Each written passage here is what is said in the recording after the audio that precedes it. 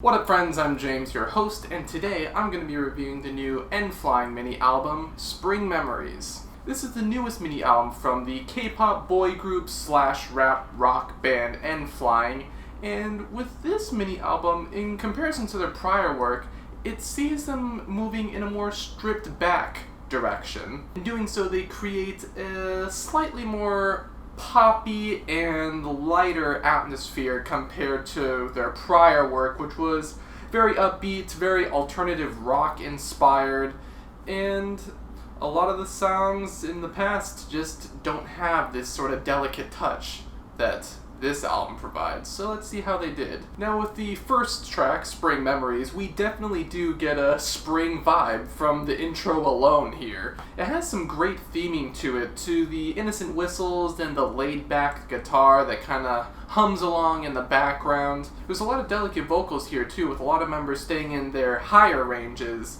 And there's this deep and ballad-esque drums that kind of pervade throughout the entire track, along with this electric guitar that comes in. These two elements combined really do give the track this sort of bright and sunny atmosphere that I think works well for the theming of the record. I really like how they play with both the electric guitar and the acoustic guitar interchangeably. They don't just stick with one sound. And the strings at the end are a pretty nice touch as well. Lyrically, the song is pretty innocent and vivid. It paints this picture of just simply being with a lover out in spring, and its simplicity in its message and how its message is delivered is what really makes the song work. Now, Leave It, on the other hand, is a bit opposite in that regard, and it's probably my least favorite song on the album. It's much more of a different vibe on this track compared to the last one. It's more energetic and funky, and it's also more reminiscent of their past work in that regard. The heavy synths during the chorus don't do too much for me, and the main beat feels a little bit too electropop inspired to fit the sound that they established previously. And the pre-chorus is a bit generic because of that. It doesn't really stand out, and it just can't tie itself to the core sound. However, I do like the rap segment. It provides a good bit of energy, and it also adds a sense of rawness to kind of counter the heavily synthesized sounds that are kind of swirling around the rest of the track. The lyrics are an interesting insight to a sort of argument that two lovers are having and how they need space, although I feel that the lyrics are not as detailed to fully capitalize on that dynamic, unfortunately. The next song, Flowerwork, is more what I expected to hear when I was starting to get the feeling of their older sounds and their newer sounds colliding. The more serious guitar riff on this song, along with the stylized vocal melody in the intro, is a great way to set the tone. And I like how the vocals have a bit of a echoey vocal effect that is sort of reminiscent of post-punk, actually. It gives the song a bit of an edge. The instrumental on this thing is this pretty zany, psychedelic-inspired sort of effect, especially during the rapping segments, and though the chorus has a fairly typical trap build-up, the heavy culmination of all these instruments during the chorus, with the guitar wailing away in the background, it really keeps your attention. In fact, the combination of these trap elements alongside the alt-rock and post-punk elements make the energy spark in interesting and unconventional ways, and I really like how bold this song sounds compared to the two prior ones. The lyrics are also pretty cool, talking about being on the grind even if they're tired. It also has some pretty creative bars to describe their confidence, like how he's eating gold, or how they're mixing hip-hop and rock to make them both stronger. It's that sense of confidence that really pushes the lyrics forward and also enhances their vocal chops as well. Preview is another pretty cool track, and there's a bit of a jazz vibe on this one with the intro keys, and I love that little riff that brings us back into the first verse. The little guitar riff gives a bit of a less demanding instrumental the hype it needs to actually kick the song off. The combination of the electric guitar and the funky bass and beats, along with the keys, give the song a very laid-back and smooth vibe with a hint of confidence and energy that's not so overtly obvious, but you can kind of sense that underlying swagger there. The main vocals in the rap are also pretty evenly represented, so there's no real struggle for dominance or anything like that. There is a nice balance between all of the vocal segments on this track. Now the bridge really kicks up the jazz influences, from the rising bass line to the bigger emphasis on the keys. It brings the sound home while also tying it into some of the previous songs' more classy instrumentals like on Spring Memories. It has a way of standing out but also being consistent with the sound that they established with the first song. The lyrics are actually a bit similar to Spring Memories as well, describing a day out on the town with a lover, but they describe it a bit more like movie scenes this time, which gives the song a bit of a cute and quirky touch. It adds some personality, and I really like seeing how they apply all of those different scenarios to that theme. Now, Rooftop is the big single of the album, and the keys are coming back here, but in a more whimsical way. Now, this is fitting for the weird, almost ska-influenced guitar on the main verses, and there's also some subtle synths during these segments as well, though, which add a bit of a cloudy sound and a hint of seriousness to the track, and it also fits the name of the song, Rooftop. The guitar work is actually subtly more complex than at first glance, and the main riffs from the guitar picking only add to that cloudy sense of atmosphere that I was describing before. They really bring that sense of cloudiness home.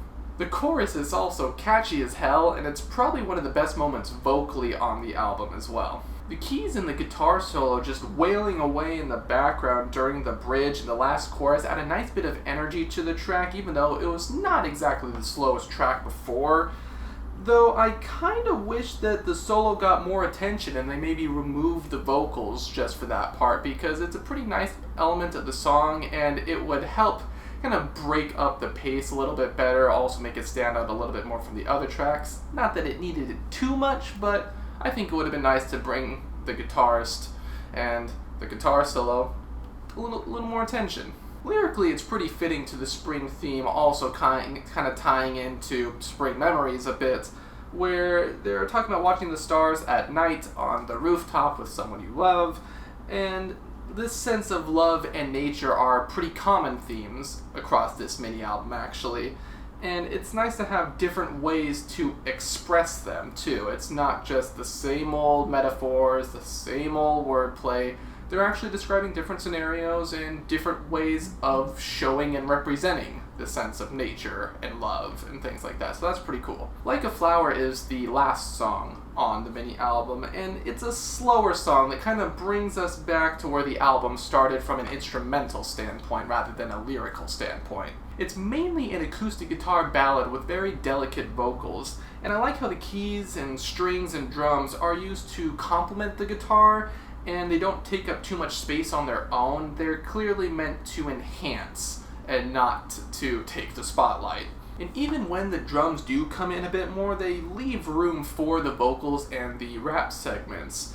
And this is fitting for a softer song due to how sensually these lyrics are delivered. Even during the rap segment, it's almost like a whisper. The lyrics are a fairly generic metaphor describing a lover as a flower, although I do like the approach that he has on how he has to admire from afar, and how he urges others not to step on them and to rather care for them even though they can't be his. I think that's an interesting touch to where he can't actually have the lover, but he's admiring from afar. It's something that is at least a bit more unique compared to the metaphor itself. The song isn't really forgettable per se, but it also doesn't really do much to stand out. I suppose it's not really the point because it's mostly supposed to be a kind of calm closer, but I feel like it could have been done a little bit more to make itself more unique. Overall, I do have to say that this was a nice project and a pretty good change of pace for the group. They do struggle a bit with how some of their older influences meet their new ones, and certain parts of songs feel like they could have been fleshed out more, but overall I think the combination of sounds was pleasant enough, and they do deserve some credit for trying something new. The mini album also has a bit of trouble finding its core sound, though it does have certain instruments that are repeated every so often, and it's not completely disjointed. A lot of the consistency comes from the lyrical topics and the wordplay rather than the instrumentals themselves.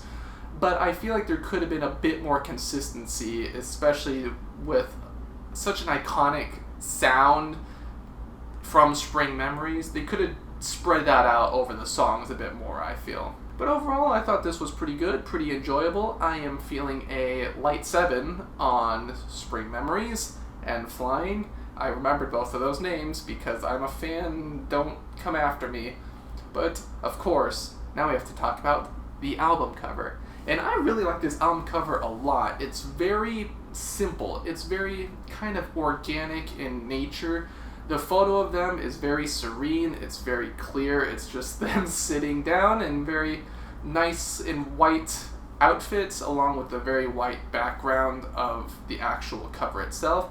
And I like the traditional element of the Korean characters, how they're written top to bottom, and I think it's fitting for this more naturalistic sound. If they'd used this on their older material, which was more rock-driven, this probably wouldn't have worked, but for such a calm and delicate sound, I think that this cover really works well. But that is my opinion. I can speak well on N.Flying Spring Memories. Did you listen to this album? What did you love it? What would you rate it? You're the best. I'm reviewing something next. And until then, have a good one.